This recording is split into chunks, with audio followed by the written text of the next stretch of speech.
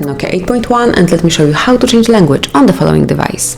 So at first you have to open the settings, then scroll down to the very bottom of the list and open System.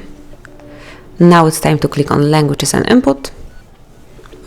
So one, both, and then go to Languages. Here, by tapping on Add a Language, you can come along with the whole list of languages that Nokia prepared for you, and you will definitely find something suitable because, as you can see, it's a very wide list. So let me pick, for example, Croatian, and now hold it for a while and swipe it up to the first place.